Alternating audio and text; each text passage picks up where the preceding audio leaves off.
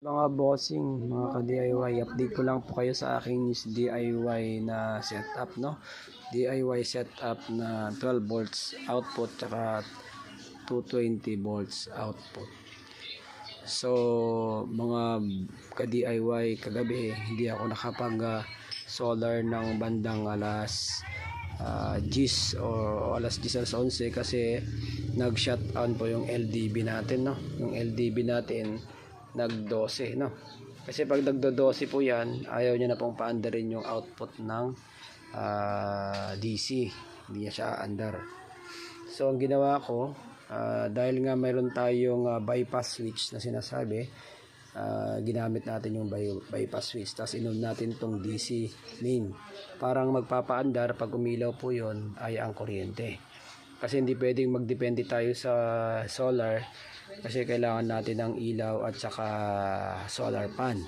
So pag ganyan po, hindi na rin natin mapapaandar ang inverter kasi nasa 12 din po siya, nakakonect siya dyan sa ating RL, no? Ayan. So yan mga ka-DIY, in-update ko kayo. Ngayon gumagamit po ako ng AC. Yan po, AC siya. Nasa AC po tayo, wala po tayo sa DC. At di naman tayo gumagamit ng 220 ngayon, puro 12 volts. So kinabit na rin po natin ang Wi-Fi switch, na.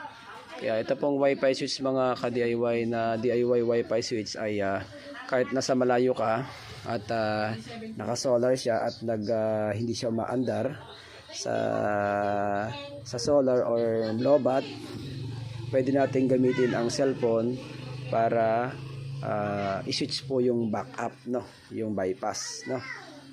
So i-on mo yan, ay i-off mo yan, tapos pag nalobat po, pwede mo siyang i-backup sa Wi-Fi switch. So yan lang mga ka-DIY ang DIY solar setup natin na off-grid 12 volts and 220. So ito yung ating 12 volts breakers, saka push button and relay. Ito naman po yung 220 natin, no? 220 main, AC main, AC output. Ito yung kWh meter natin, ang panel natin, ang ATS at ang MPPT. Ito yung nagpapalabas naman ng kuryente.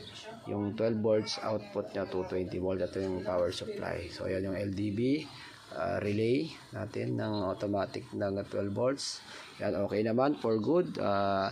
Na-install po ito ay November 1, 2024. So ano po ngayon, 4 na po. So 4 days na po ito mga bossing. So okay naman, that's good. Okay naman siya. Ayun lang, kakargahan lang natin yung battery kasi lobat tayo kagabi 12.6. Pag nag 12.9 yan mga bossing, okay na yan, no? So tignan natin sa ating meter kung ilang percent na ba yung charging niya, no? Makikita natin dito mga bossing. Yan, 100% na po, no? Full charge na po yung ating itong battery natin mga bossing. So magdadagdag pa tayo ng isang 100 watts mga bossing, mga ka-DIY, para 200 watts po yung solar panel natin. And then mag-upgrade din tayo ng battery na isang 100 para pwede natin gamitin yung solar sa umaga at yung remaining na po na 100 is sa gabi naman. So yan mga bossing, in-update ko lang kayo mga ka-DIY. Thank you. Salamat. God bless. Sana po makapag-install kayo ng ganito. Napaka-useful po for emergency at power saver na rin po. God bless. Bye-bye mga bossing.